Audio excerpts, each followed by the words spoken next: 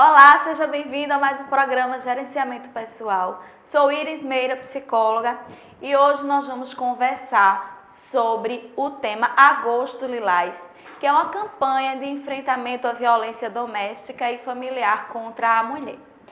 Segundo pesquisa do Instituto Datafolha, encomendada pelo Fórum Brasileiro de Segurança Pública, 1 em cada 4 mulheres acima de 16 anos afirma ter sofrido algum tipo de violência no último ano no Brasil, durante a pandemia do Covid-19. Desde o início da pandemia, as mulheres passam a ficar 24 horas em casa, muitas vezes com seus agressores. As vítimas afirmam ainda que passou a ter maior tempo de convivência e crise econômica pioraram a situação com os agressores dentro de casa durante a pandemia também. Mais de 190 mil medidas protetivas foram solicitadas no primeiro semestre de 2021, ou seja, de janeiro a junho de 2021. Um aumento de 14% em relação ao mesmo período do ano passado, de 2020. Para conversar sobre este assunto, nós estamos recebendo mais uma vez a psicóloga Ana Virgínia, que eu chamo de Aninha, então vocês vão me ver chamar ela de Aninha, tá certo? E ela trabalha atualmente também na Secretaria da Mulher daqui da cidade de Palmares. Então, por isso ela veio para a gente conversar um pouquinho sobre esse assunto, sobre esse tema, que realmente, né, Aninha, assim, eu acredito que esse período de pandemia já existia muita violência doméstica, mas veio crescer, veio a aumentar devido ao tempo de convivência maior em casa e o que envolve todo o processo de adoecimento mental das pessoas por conta desse processo de isolamento, de dificuldade financeira, muitos desempregos. Então, tudo isso se agravou. Aninha, mais uma vez, se apresente. Olá, meu nome é Ana Virgínia, sou psicóloga, né? E como Iris falou, eu dou suporte aqui à Secretaria da Mulher, fazendo parte da equipe do Centro Especializado de Atendimento à Mulher, que é o CEAM, aqui de Palmares. Certo. Então, para a gente começar, né, Aninha, por que o Agosto Lilás? Por que esse tema dessa forma?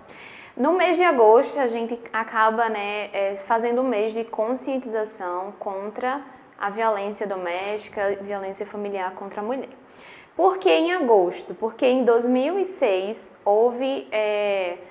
foi sancionada a Lei Maria da Penha, que era uma legislação específica para crimes e violências cometidos contra a mulher. Então, todo mês de agosto a gente faz essa conscientização para inibir os números, os casos, né, diminuir os números de violência contra a mulher, entendendo que muitas vezes esses números nem são exatamente a quantidade que acontece, é muito menor os níveis e a quantidade de violência e os tipos de violência que acontecem são muito maiores do que os números que a gente tem, né, atualmente. Mas aí, essa lei tem o nome Maria da Penha porque ela passou 23 anos sofrendo diversos tipos de violência que ocorriam vindo do marido dela, né? E no tempo, o julgamento dela demorou bastante tempo, mais do que o normal, porque não tinha uma legislação específica para julgar aquele caso e era algo que se repetia com muitas mulheres. Então, foi necessário a criação de leis para que essa violência, né, a violência física, familiar, doméstica que acontece contra a mulher fosse protegida, para que essa mulher fosse protegida e que criassem políticas, leis de proteção, para que os níveis diminuíssem. Certo. E é bom a gente também assim, deixar bem claro que essa violência, ela não significa que seja só uma violência de homem e mulher, né, de casal, de marido e mulher, né, Aninha? Isso. Essa violência envolve mais o quê? Envolve o contexto familiar, né? Então, assim, qualquer tipo de violência já se configura como um crime, por exemplo, né? A pessoa que comete aquela violência, ela precisa se responsabilizar por aquele ato. Então, o contexto familiar, que pode envolver muito mais do que apenas o companheiro, né, pode favorecer a diversos tipos de violência e essa mulher está em um ambiente vulnerável e que pode favorecer a acontecer diversas formas de violência, ela precisa ser protegida. Então envolve algo muito maior, não é só aquele relacionamento, né, entre homem e mulher, é o contexto familiar como um todo. E a lei, né, é a Lei 11.340 de 2006, que defende a ideia de que qualquer ação ou omissão baseada no gênero que lhe cause morte, lesão, sofrimento físico, sexual ou psicológico, dano moral e patrimonial. E aí, dentro dessa lei, a gente aborda diversos tipos de violência. Então, legal. Então, vamos lá, assim, entrar um pouquinho, aprofundar mais um pouco do que é cada tipo de violência, quais são essas formas de violência. Porque o que eu acredito, assim, que fica muito na ideia de que só seja violência a partir do momento que existe um tapa, um empurrão, uma agressão física. Mas essa violência, ela começa muito antes, né? Começa principalmente com violências verbais, violências psicológicas, e aí vai avançando até chegar a essa violência física e outras que a Aninha vai trazer pra gente.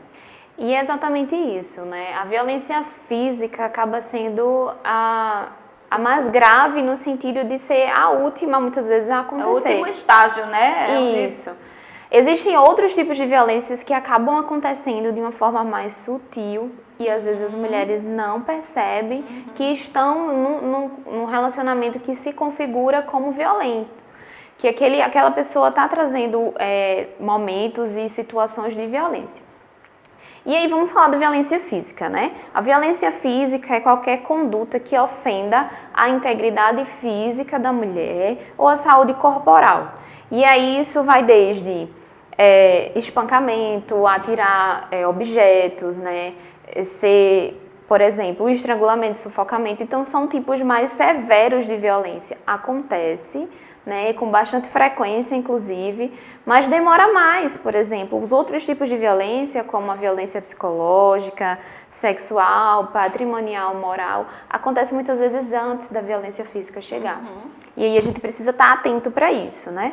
A violência psicológica, que acaba sendo uma violência mais sutil, ela acontece quando o ato da outra pessoa causa um dano emocional, né, ou uma diminuição na autoestima.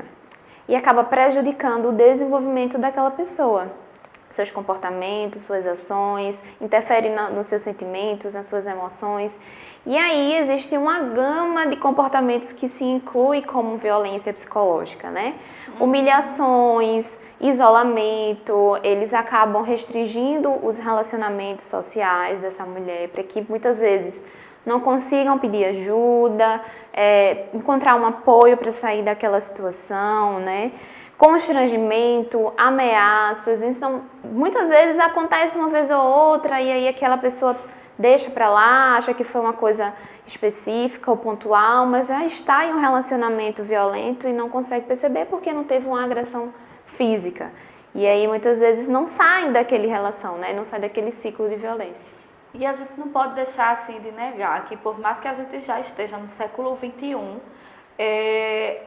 a cultura machista ainda é muito forte, ainda é muito presente, né? Onde existe um controle, um homem que controla, né, os relacionamentos, a mulher, de mandar, de impor, de dizer o que ela tem que fazer, o que ela não tem que fazer, né, com quem ela pode conversar, com quem não pode, amizades, restringir amizades da mulher.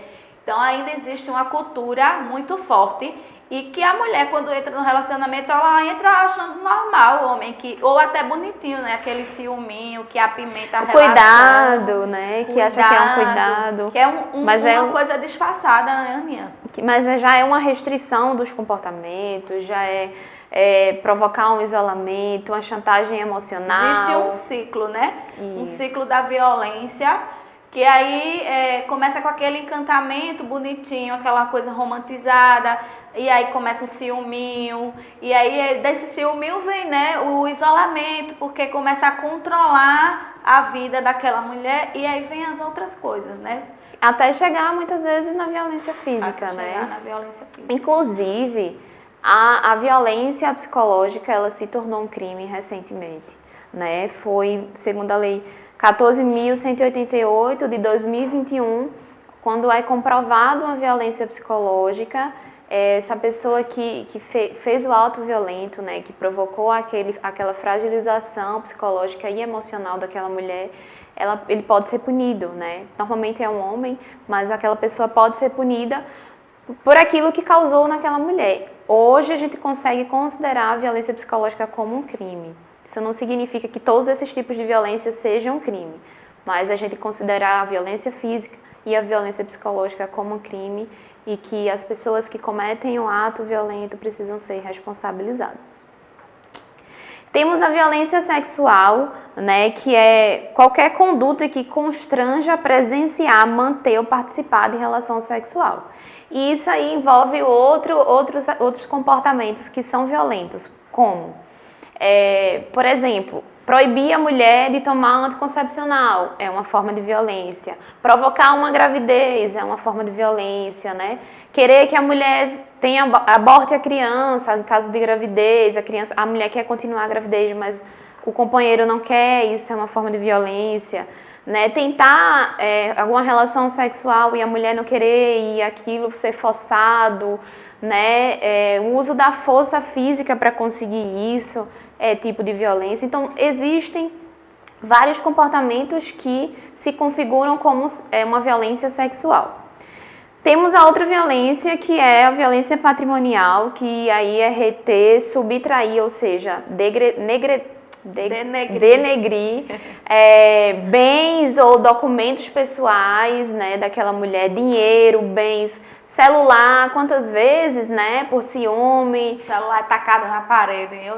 Exatamente, mas aí foi um momento de estresse, acabam diminuindo ou reduzindo aquele conflito, aquele problema para algo simples que muitas vezes não é algo simples, né? E ainda tem o apoio também, às vezes, de que tomou aquela atitude porque tinha bebido, né? Estava bêbado. Aí as desculpas, né, que vem, né, por trás de tudo. Daqueles comportamentos. Isso. Querendo justificar um comportamento agressivo, né? E o último tipo de violência que temos é a violência moral, que aí é qualquer conduta que se configure como calúnia, difamação ou injúria. E aí, por exemplo, é expor a vida íntima daquela pessoa para pessoas desconhecidas ou vizinhos, familiares, né? Acusar a mulher, por exemplo, de trair ou de estar em um relacionamento um extraconjugal e aí acusar, né? Ter esses tipos de comportamento também se configura como uma violência. E é interessante que a gente consiga enfatizar aqui que foi explicado de uma maneira muito simples, mas existem vários outros comportamentos que podem se configurar como comportamentos violentos e aí se configurar dentro de um relacionamento que promove violência contra a mulher. Isso, e esse momento aqui, esse espaço, ele é muito importante, assim, porque a mulher, ouvindo, né, o que a gente está trazendo, o que a Aninha está trazendo, possa estar identificando agora, nesse momento, né, nos seus relacionamentos, que está vivendo um relacionamento abusivo, um relacionamento que está tendo violência psicológica ou patrimonial ou moral, né, que não chegou numa violência física ainda, né, e a gente espera que não chegue, mas que a mulher comece a se observar os seus relacionamentos agora, como é que está, né, e comece a tomar algumas atitudes para que isso não venha a avançar para o que é o mais grave, né, que é a violência física, porque a partir do momento que chega na física, você já está destruída pela psicológica, enfim, por várias outras, que acontecem. Aninha, como a mulher deve agir, né, diante dessa situação, quando isso está acontecendo na vida dela, seja qualquer um desse tipo de violência que ela está sofrendo? É importante procurar apoio, né? Contar para alguém, para que aquela pessoa também possa ajudar entendendo como é que está acontecendo aquele relacionamento, né? Denunciar, sair desse ciclo de violência que muitas vezes leva anos para que as mulheres consigam perceber que estão aí dentro de um ciclo de violência, né? Procurar apoio de serviços que possam ajudar, né, nessa condição de saída, de proteção, de conseguir apoio nesse momento que é difícil, não é um momento fácil de sair de um relacionamento, muitas vezes envolve filhos, dependência financeira, né? Como é que eu vou viver sem aquela pessoa? Apesar dele ser uma pessoa violenta, é quem traz alimento para casa, então tudo isso precisa ser acolhido e demonstrado para as pessoas que podem ajudar, né? Encontrar uma pessoa de segurança que a gente possa confiar para contar aquilo que está acontecendo. E assim, a gente escuta muito e muito mesmo a frase, né, que briga de marido e mulher, ninguém mete a colher. Isso. E também que ela tá com ele porque ela é safada, porque ela gosta. Gosta de apanhar. Gosta de apanhar, porque se não gostasse já tinha deixado ele. Mas a gente precisa, minha gente, entender o que é que está por trás daquela permanência naquela relação tão ruim, tão doída, porque muitas vezes existe uma dependência afetiva, uma dependência emocional, porque antes desse homem se tornar, ou esse familiar se tornar, ou seja lá quem for o agressor, uma pessoa agressiva, quando iniciou existiu afeto, né? Existiu todo um encantamento, existiu toda uma história de vida até chegar a esse ponto de uma violência, né? De ser violentada. E é exatamente por acreditar nesse início todo que as mulheres muitas vezes continuam no relacionamento achando que aquela pessoa pode voltar a ser quem ela era. O desejo de ter uma família, de continuar, de criar os filhos junto do pai, enfim, envolve muitas coisas, né? A gente está falando muito por alto aqui, mas a gente sabe que a gente precisa realmente ouvir o que está por trás de tudo aquilo, o que faz ela permanecer naquele contexto, naquele ambiente, né, Aninha? De violência. De exatamente. violência doméstica. E como é que essa mulher pode ser protegida, Aninha? Como a gente falou que é importante, né, haver essa denúncia, é através dessa denúncia que, por exemplo, as mulheres conseguem medidas protetivas, né, que conseguem acionar, por exemplo, casas de acolhimento, que muitas vezes essas mulheres não podem ficar acolhidas na família e aí precisam sair da cidade e a gente precisa acolher em uma casa de acolhimento junto com os filhos podem ir junto com a mãe para aquele espaço, né, e aí é interessante que essas mulheres, elas saibam que, através da denúncia, existem vários outros direitos que precisam ser garantidos, que principalmente é o direito à proteção, né? Então, hoje aqui no município, a gente conta com a Secretaria da Mulher, com o Centro Especializado de Atendimento à Mulher, que conta com a equipe multidisciplinar, né? Lá a gente tem psicólogo, assistente social, advogada, que faz as orientações necessárias, por exemplo, para divisão de bens, divórcio, pensão alimentícia, como é que a gente vai agir. Muitas vezes essas mulheres chegam fragilizadas, então precisam do apoio psicológico para se reerguerem diante daquela situação. Então isso tudo só acontece, só chega para a gente, por exemplo, na secretaria, através de um boletim de ocorrência. Né? Então, é preciso denunciar quando estamos em uma situação de violência para que todos esses direitos e serviços sejam garantidos posteriormente. Né? Aninha, existe algum número que essa mulher possa ligar? Hoje a gente tem o Disque Denúncia, que é o 180, né? Mas quem for do município de Palmares, eles podem se direcionar diretamente para a Secretaria da Mulher, que a gente está sempre disponível para fazer esse acolhimento. Inclusive para ir junto com a mulher, para poder fazer boletim de ocorrência, né? A gente também conta com o patrulhamento da polícia, da Guarda Municipal.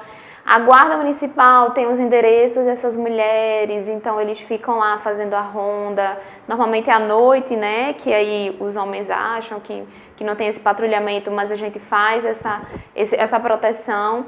Aqui em Palmares a gente tem uma tenente que é super responsável em relação a esses casos de violência contra a mulher. E aí a gente está nesse planejamento de ampliar nossas ações para atender um maior número de pessoas.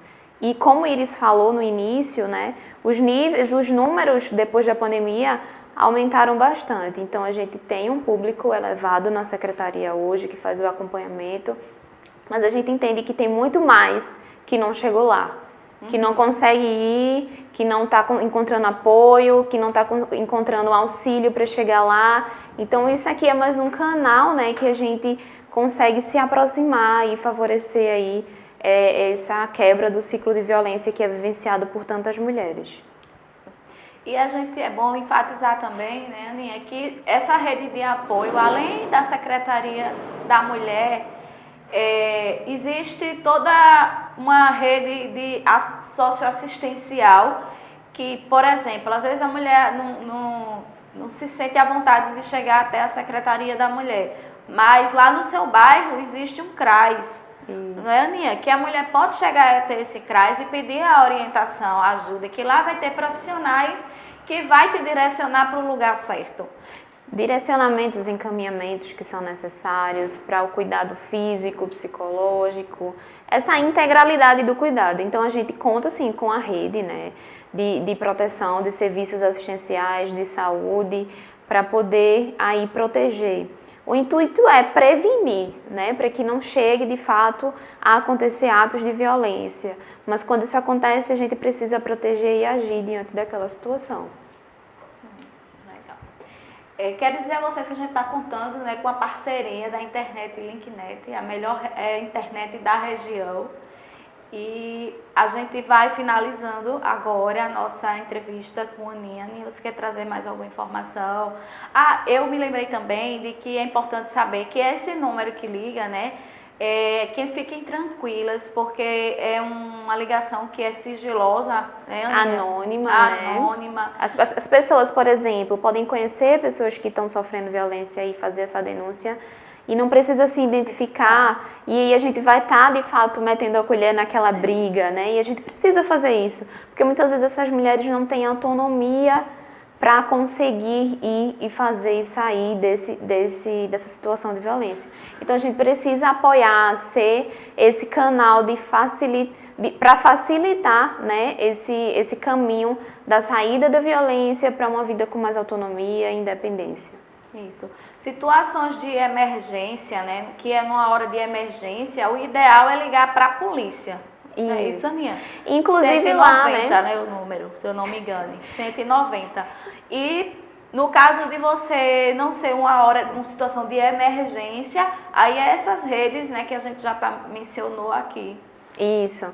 E aí, até no direcionamento dentro da secretaria, a gente dá todo esse aparato aí, né, números, contatos mais rápidos para socorrer naquele momento, né, que aquilo acontece. Esperando que isso não aconteça, mas que quando aconteça a mulher saiba como agir diante daquela situação. Então a gente sempre busca proteger e imaginar que aquilo pode acontecer novamente, caso continue essa proximidade dessa pessoa que é a violenta, né, diante daquele relacionamento. E aí a gente tenta agir de forma a proteger. Então a gente precisa sair da nossa zona de conforto, daquele ciclo de violência, para poder se proteger e ganhar mais autonomia na nossa vida e garantir outros direitos que são necessários. Isso aí. Aninha, eu quero te agradecer, né, já por mais esse momento de trazendo contribuição, informação, para ajudar quem está nos assistindo agora. Se você precisa dessa ajuda, né, saiba que você não está sozinho, não está sozinha, e peça ajuda de verdade. Quero muito te agradecer, Aninha, por se disponibilizar mais uma vez para estar aqui com a gente, falando sobre um assunto tão importante e que está tão assim evidente no momento. A gente tem visto que famosos, né, estão passando por essa situação e estão tendo coragem de trazer isso na mídia, de trazer isso à tona. E eu acredito que isso ajuda as mulheres a encorajar outras mulheres a também falar, a não se calar. A gente sabe que existe um medo por trás de tudo isso também. Sim. Mas permanecer nessa relação vai fazer você perder a sua vida, né? Pode chegar realmente a uma coisa fatal. Então, peça ajuda, você não está sozinha. E é isso, Aninha, você quer trazer mais alguma palavra? Para a gente finalizar, né, é importante a gente lembrar que o medo ele não pode nos paralisar. ele deve nos impulsionar a fazer algo. É medo, por exemplo, de uma violência ser mais grave que eu vou procurar ajuda. Né? Não é porque eu tenho medo que eu vou ficar ali, pode acontecer de novo, se eu contar a alguém, é claro que vai acontecer. Então, às vezes a gente está com as percepções em relação àquilo de forma um pouco errada, né, diante daquela situação. Então, o medo deve nos impulsionar a encontrar ajuda, a procurar um apoio nesse momento. E eu que agradeço o convite de estar mais uma vez aqui falando de um assunto que é muito importante e que a gente precisa estar o tempo todo lembrando, porque continua acontecendo. Isso aí. E eu também quero agradecer a algumas pessoas, né, que deixaram comentários no último vídeo que foi feito com Maria Clara. A Ivan, que deixou lá seu comentário, seu feedback, agradecer a Cíntia, a Maria José e a Berenice pelo carinho e também a todos que assistiram, que curtiram. E quem não curtiu, quem não assistiu ainda, vai lá assistir que está muito legal. E eu espero você em mais um programa, no próxima quarta-feira,